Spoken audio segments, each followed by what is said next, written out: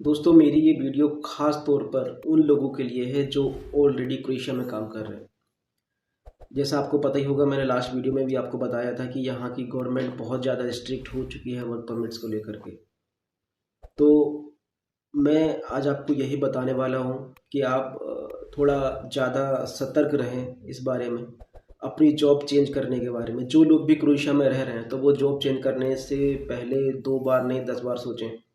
आने वाले समय में उनको दिक्कत हो सकती है क्योंकि रूल्स इतने हार्ड हो जाएंगे, विदाउट वर्क परमिट आप काम नहीं कर सकते। बहुत सारी जगहों पर ऐसा होता है। जो मैं रियलिटी पर बात करूं तो देखिए, किसी भी कंट्री में विदाउट वर्क परमिट काम करना इलीगल है।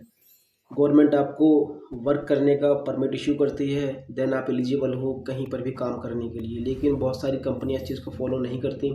वो आपसे एग्रीमेंट करवा लेती हैं और काम पर आपको लगा देती हैं और कहती हैं हमने वर्क परमिट आपको अप्लाई कर दिया है, आप वेट कीजिए वर्क परमिट आने का। ये चीज़ आने वाले समय में हो सकता है ना हो। तो आप अपनी जॉब चेंज करने से पहले 10 बार सोचें। अगर आपको जॉब चेंज करनी है तो जहां आप दूसरी जगह आपने जॉब की बात कर रखी है दूसरे एम्प्लॉयर से, उससे स्ट्रिक्टली बात करें कि विदाउट वर्क परमिट मैं जॉब नहीं करूंगा। एक्चुअली दोस्तों बात यह है कि गवर्नमेंट को इतना स्ट्रिक्ट होना क्यों पड़ रहा है यहाँ के लिए, क्योंकि ऐसा है दोस्तों, यहाँ पर जितनी भीड़ है उस हिसाब से टैक्सेस नहीं आ रहे। मैं लास्ट वीडियो में भी आपको बताया था। दूसरी बात मैं आपको बताऊँ, अगर आप जॉब चेंज करना चाहते हो तो उसमें आपको तो फ़ायदा है, आपका फ़ायदा है, कोई जॉब चेंज करना चाह रहे हो तो। लेकिन गवर्नमेंट का क्या फ़ायदा है, ये आप सोचिए। गवर्नमेंट का उसमें कोई फ़ायदा नहीं है, उल्टा गवर्नमेंट का नुकसान है। वजह यह है, एक जॉब से आप दूसरी जॉब स्विच करते हो, उसके बीच में 2-3 महीने का टाइम लग जाता है। 2-3 महीने का टाइम इसलिए लगता है क्योंकि 2-3 महीने के बाद ही आपका वर्क परमिट आता है। तो गवर्नमेंट के हिसाब से वर्क परमिट आने के बाद ही आप जॉब करने के एलिजिबल हो, तभी आप टैक्स दे पाओगे। तो गवर्नमेंट का तो 3 महीने का टैक्स जाएगा, गवर्नमेंट को 3 महीने का टैक्स का नुकसान है। दूसरी बात क्या है, जब सीजन यहाँ पर खत्म होता है, गवर्नमेंट को ये डिसीजन इसलिए भी लेना पड़ रहा है, जब सीजन खत्म होता है यहाँ पर 6 मंथ और 8 मंथ्स का, तो जो सीजनल वर्कर होते हैं उनके लिए बहुत बड़ी एक स्ट्रगल यहाँ पर होती है। वो लोग इंडिया वापस नहीं जाते, जो लोग जिस कंट्री से आते हैं वहाँ पर वापस नहीं जाते, यहीं पर होल्ड हो जाता है उनका, यहीं पर रुक जाते हैं, दूसरी जॉब्स देखते हैं। सबसे ज़्यादा जो दिक्कत इसमें आती है ना, वो सीजनल वर्कर्स के साथ में ही आती है, क्योंकि सीजनल वर्कर्स की वजह से ही हॉस्टल भरे रहते हैं। क्योंकि सीजनल वर्कर कंस्ट्रक्शन में नहीं कर पाता, फूड डिलीवरी में नहीं कर पाता, उसके मतलब की जॉब विंटर सीजन में मिल नहीं पाती। और जब उसके मतलब की जॉब विंटर सीजन में मिल नहीं पाती तो फिर वो वेट करता है सीजन आने का, जब तक वो अपने हॉस्टल में रुकता है, वेट करता है चार्ज वगैरह और वेट करता है सीजन आने का। लेकिन आप उस कंट्री में जो स्टे कर रहे हो वो इलीगल है। पहले क्या होता था, गवर्नमेंट वर्क परमिट इशू कर दिया करती थी, चाहे आपका वर्क परमिट को 2 महीने हो गए, 3 महीने हो गए, 4 महीने हो गए, एक्सपायर हुए, 5-6 महीने भी हो गए, तो गवर्नमेंट इशू कर दिया करती थी। अब ये बहुत ज़्यादा स्ट्रिक्ट हो गया है। मेरे हिसाब से ये हो सकता है फॉलो ना हो किसी तरीके से, कुछ ना कुछ इसमें होगा, क्योंकि यार बहुत मुश्किल है। सीजनल वर्कर्स का तो भरमार है यहाँ पर। जो लोग सीजन आने का वेट कर रहे हैं ना, उन लोगों के वर्क परमिट ऑलरेडी 3-3, 4-4, 5-5 महीने पुराने हैं, सबके एक्सपायर हो चुके हैं, टीआरसी सबकी एक्सपायर हो चुकी है, बहुत सारे लोगों की। तो वो ऑलरेडी वेट कर रहे हैं सीजन आने का, कि सीजन आएगा तो हम जितने भी हॉस्टल में बैठ करके हमारा नुकसान हुआ है वो सारी रिकवरी हो जाएगी। लेकिन उन लोगों के लिए बहुत ज़्यादा समस्या है। दूसरी बात मैं आपको बताऊँ, पैनिक होकर के कोई डिसीज़न ना लें, क्योंकि गवर्नमेंट के रोज़ डेली अपडेट्स आते रहते हैं, रोज़ डेली अपडेट्स आते रहते हैं। लेकिन जो बात फैक्ट है, जो रियल है, जो हमें पता है कि हाँ वाकई में ऐसा है, जिसके हमारे पास में प्रूफ है, वही हम आपसे शेयर कर सकते हैं। उसके अलावा शेयर नहीं कर सकते, कुछ भी करना भी नहीं चाहिए, अफवाह को तो शेयर नहीं करना चाहिए। तो दोस्तों मोटी मोटी बात मैं ये कहना चाहता हूँ, जिन लोगों ने जॉब के लिए यहाँ पर स्ट्रगल किया है उन लोगों को तो ये पता ही होगा कि जॉब ढूंढने में कितनी दिक्कत आती है और लोग क्या क्या चीज़ फेस करते हैं, क्या क्या प्रॉब्लम्स फेस करते हैं।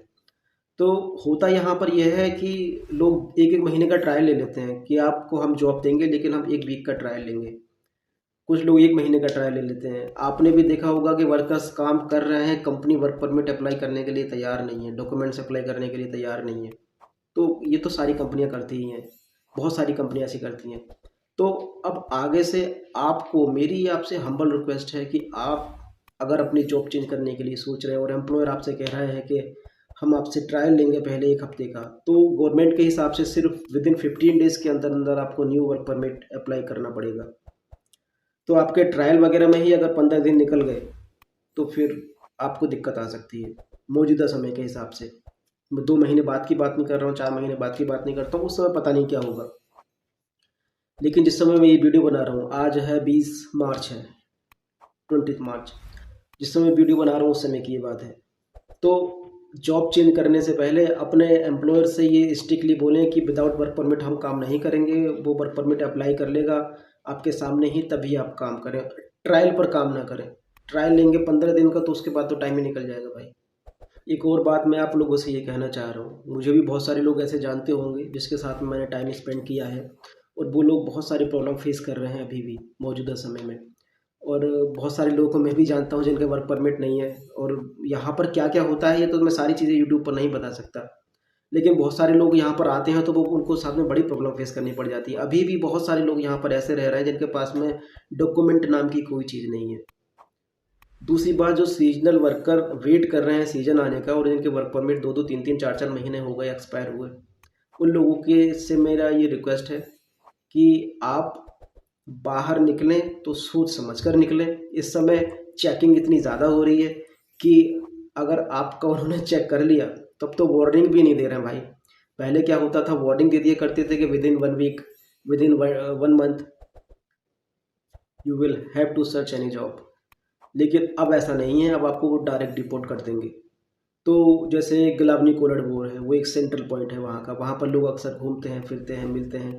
किसी से भी आपको मिलना हो, घोड़ा पार्क जिसको आप लोग बोलते हो, घोड़ा पार्क, हाँ इंडियंस सारे लोग, सब कॉन्टिनेंट के लोग घोड़ा पार्क ही बोलते हैं। जिसको कहीं मिलना होता है घोड़ा पार्क, जिसको कहीं आना है घोड़ा पार्क, कहाँ जाना है घोड़ा पार्क, तो वहाँ पर सबसे ज़्यादा चेकिंग होती है।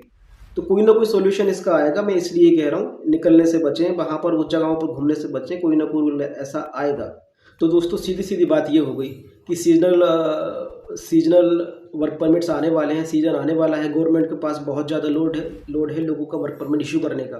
लेकिन गवर्नमेंट के पास इंडिया से और कंट्रीज से बहुत सारी फाइल्स हैं, जागरेब से बहुत सारी फाइल्स हैं, लोड बहुत ज़्यादा है, जिसकी वजह से गवर्नमेंट मौजूदा समय में जो वर्क परमिट्स उनको इशू करने हैं सीजनल, वो इशू नहीं कर पा रही है, जिसकी वजह से गवर्नमेंट को ये डिसीजन लेना पड़ा है। लेकिन जिन लोगों को 3-3, 4-4, 5-5 महीने यहाँ पर हो गए हैं इलीगल, वो क्या करें, उनके पास में क्या सोल्यूशन है? तो वो सिर्फ ऐसी जगहों पर जाने से बचें जो मैं बता चुका हूँ, गुलाबनी कोलटपुर वगैरह।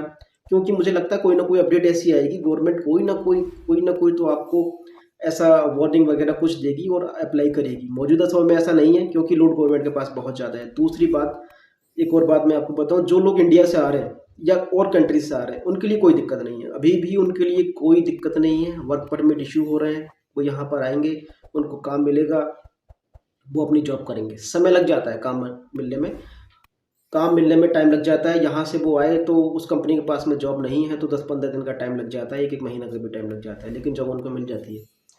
फिर उसके अलावा जो लोग इंडिया से बाहर से आ रहे हैं वो अपना बी प्लान के साथ में आते हैं। बहुत सारे लोग बी प्लान के साथ में आते हैं, वो चाहते हैं कि सिर्फ हमारी यूरोप में एंट्री हो जाए, एंट्री होने के बाद में हम जॉब अपने हिसाब से चेंज कर लेंगे। उन लोगों के लिए बहुत समस्या होने वाली है। तो इंडिया या अदर कंट्री से जो भी लोग इस चक्कर में आ रहे हैं कि सिर्फ हमें एंट्री चाहिए, उसके बाद हम अपनी जॉब चेंज कर लेंगे। बहुत से लोग कंस्ट्रक्शन में आते हैं क्योंकि ज़्यादातर कंस्ट्रक्शन का वीज़ा आराम से मिल जाता है। कंस्ट्रक्शन में जाते हैं, उनको पता होता है जैसे मेरे हाथ में TRC आएगी मैं चुटकी में जॉब चेंज कर लूँगा। उनके लिए बहुत बड़ी समस्या है, सबसे ज़्यादा बड़ी समस्या उनके लिए है। तो अनस्किल्ड वर्कर क्रोएशिया में आने से बचें। अनस्किल्ड वर्कर जिनके पास में कोई भी स्किल नहीं है, कोई योग्यता नहीं है, वो आने से बचें, उनको आने वाले समय में समस्या आ सकती है। ठीक है, क्योंकि भाई आपने किसी कोई जॉब ज्वाइन की, आपसे काम नहीं हुआ, दूसरी जॉब की काम नहीं हुआ, तो कितने आप वर्क परमिट इशू कर पाओगे? उसमें आपको दिक्कत आएगी। उसके अलावा ऐसी कोई दिक्कत नहीं है इंडिया से आने वाले या किसी और लोगों को आने के लिए। हाँ, मैं ये कह सकता हूँ कि रूल्स आने वाले समय में और ज़्यादा टाइट होंगे। मे बी सबसे बेहतरीन सॉल्यूशन तो यही है कि गवर्नमेंट 3 साल की TRC इशू कर दे, वो एक परमानेंट सॉल्यूशन है इन प्रॉब्लम्स का। तो ऐसा हो सकता है आने वाले समय में ऐसा हो, मुझे ऐसा लगता है कि शायद होगा। तो सबसे अच्छा तो यह है कि यहाँ पर अनस्किल्ड वर्कर ना आए, और अगर क्रोएशिया के अलावा उनको कोई और प्लेटफॉर्म दिख रहा है तो वहाँ पर कोशिश करें एंट्री करने की, क्योंकि क्रोएशिया वो वाला क्रोएशिया नहीं रहा। यहाँ पर रूल्स अभी और ज़्यादा हार्ड होंगे, तो अनस्किल्ड वर्कर को और ज़्यादा समस्या आएगी। तो सिर्फ इंडिया से जो लोग आ रहे हैं वो स्किल वर्कर ही आए, अनस्किल्ड वर्कर के लिए दिक्कत आने वाली है आने वाले समय में।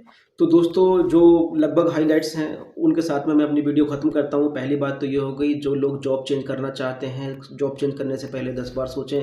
अगर फिर भी चेंज करना चाहते हैं तो दूसरे एम्प्लॉयर से प्रॉपर बात करें कि वर्क परमिट अप्लाई करने के बाद ही मैं जॉब करूँगा। इस पर अगर वो एग्री है तभी आप जॉब चेंज करें। 15 डेज़ के अंदर अंदर आपका वर्क परमिट अप्लाई हो जाना चाहिए जो मौजूदा समय है। दूसरी बात, जो सीजनल वर्कर हैं उनका वर्क परमिट लगभग एक्सपायर 2-2 3-3 4-4 महीने हो गए, वो गुलाबनी कोलट वो जैसी जगह पर जाने से बचें। लगभग मतलब घोड़ा पार्क पर जाने से बचें, क्योंकि चेकिंग बहुत ज़्यादा हो रही है। जब तक कोई दूसरी अपडेट नहीं आ जाती है, जब तक वो वेट करें, इतना वेट किया है तो थोड़ा वेट और कर लें। एक और बात, इंडिया से आने वाले वर्कर्स को कोई दिक्कत नहीं है। जिनके वर्क परमिट इशू हो गए हैं उनको तो कोई दिक्कत नहीं है, लेकिन आने वाले समय में बाहर से, अदर कंट्री से जो लोग आएंगे उनके लिए वर्क परमिट्स इशू होने में और ज़्यादा वक्त लगेगा। दूसरी बात, इमिग्रेशन भी गवर्नमेंट और ज़्यादा टाइट करेगी, क्योंकि एक समय था जब क्रोएशिया को आप लोगों की ज़रूरत थी, लेकिन इतने लोग भर गए हैं ना, लेकिन क्रोएशिया को अपना मेंटेनेंस भी तो करना है ना यार।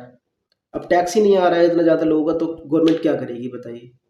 जितने लोग रह रहे हैं उसके 50% लोगों का भी टैक्स नहीं आ रहा है, जिसकी वजह से रूल्स बहुत ज़्यादा हार्ड होंगे।